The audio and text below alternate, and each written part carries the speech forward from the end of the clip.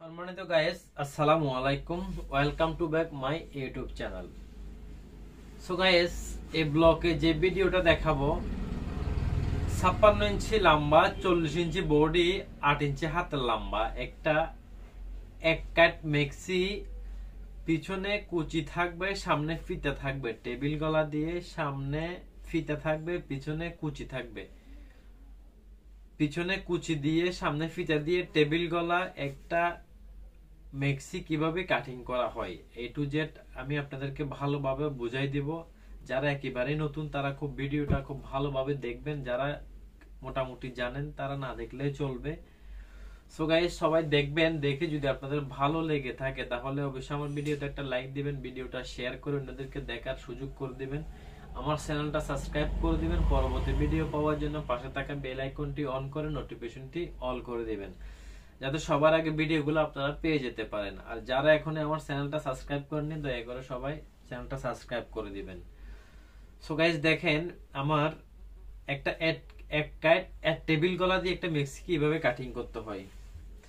So guys, দেখেন এখানে 3 গজ 4 গিরা কাপড়, 3 গজ 4 গিরা, তাহলে 56 ইঞ্চি লম্বার ক্ষেত্রে দেখেন আমি আগে ফার্স্ট একটু উপরে পাটটা কাটিং করব, গলার পাটটা একটু কাটিং করে নিব।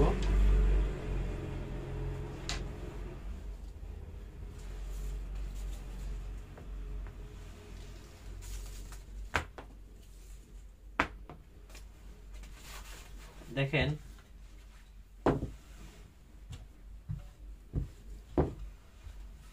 ফার্স্ট আমাদের জাস্ট একদম সোজা করে এভাবে একটা মার্জিন টানবেন, মার্জিনটা টেনে কাপড়টা সোজা করে কাটিং করে নেবেন, যাতে আমাদের কাপড়ের ফিনিশিংটা ঠিক ভালোভাবে থাকে। তাহলে এখন দেখেন আমাদের গলা থাকবে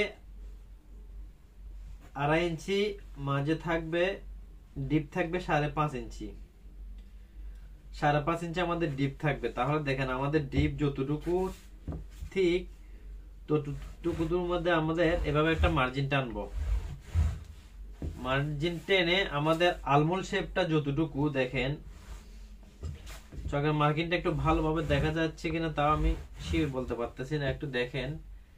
এই হচ্ছে আমাদের, এটা হচ্ছে গলার মাপটা। তাহলে গলার মাপটা দেখেন ঠিক এভাবে স্কোয়ার গলা হয়ে কাটিং হবে, স্কোয়ার গলা।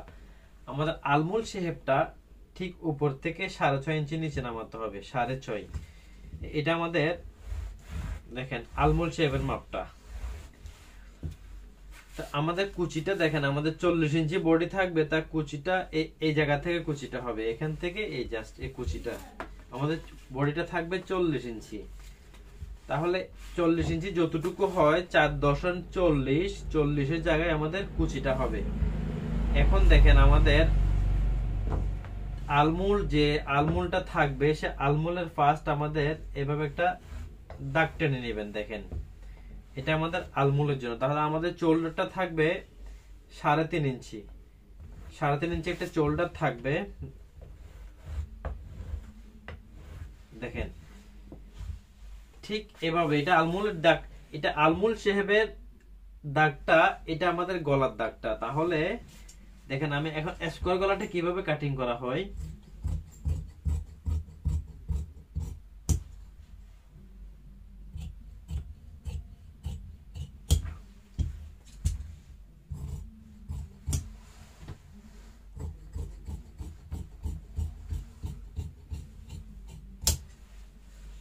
দেখেন এই হচ্ছে আমাদের এটা উপরের পার্টটা, উপরের পার্টটা। তাহলে এই যে এটা আমাদের উপরের পার্ট। এখন আমাদের দেখেন এই এখান থেকে এখানে সামনে পিঠা থাকবে, এভাবে কুচি হয়ে গলাটা একদম আমাদের যতটুকু দরকার ঠিক ততটুকুর মধ্যে চলে আসবে। আমাদের গলার যতটুকু হয় ঠিক ততটুকুর মধ্যে আমাদের শেপটা চলে আসবে।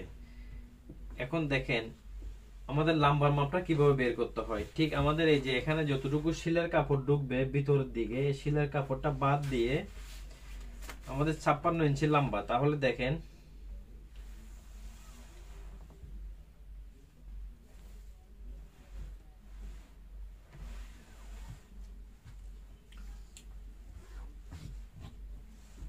এই হচ্ছে 56 ইঞ্চি লম্বার মধ্যে আমাদের একটা দাগ দিয়ে দেব। দেখেন এই হচ্ছে 56 ইঞ্চি লম্বা, তাহলে 56 ইঞ্চি লম্বার এতটুকুর মধ্যে দাগ দিয়ে দেখেন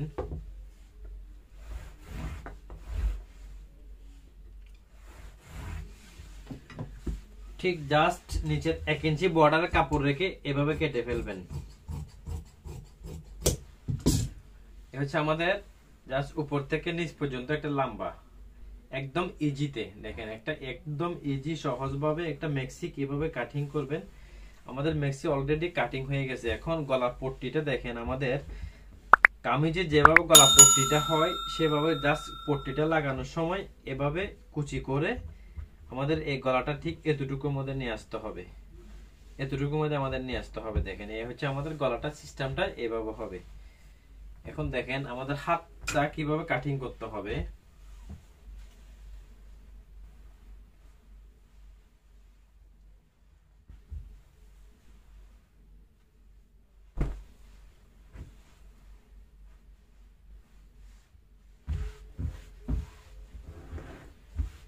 আমাদের 8 ইঞ্চি হাতের লম্বা থাকবে, এভাবে দাগ দিয়ে 8 ইঞ্চি হাতের লম্বা দাগ দিয়ে দেখেন আমাদের আলমন্ড শেপের জন্য উপর থেকে 3 ইঞ্চি একটা ডাউন দিবেন। 3 ইঞ্চি ডাউন দিয়ে এভাবে ঠিক 3 ইঞ্চি থাকবে। 3 ইঞ্চির পর আমাদের এভাবে একটা আলমন্ড শেপের জন্য 8.5 ইঞ্চি হাতের মুহুরি, তাহলে হাতের মুখ থাকবে 12 ইঞ্চি। এই 12 ইঞ্চি হাতের মুখ। এখন দেখেন এভাবে শেপ কাটটা দিয়ে মার্জিনটা দিয়ে ঠিক হাতটা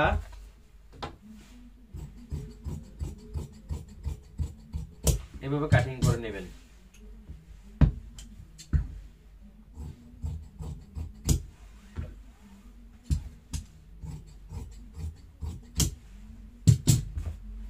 দেখেন এই হচ্ছে আমাদের হাতের সাইজটা।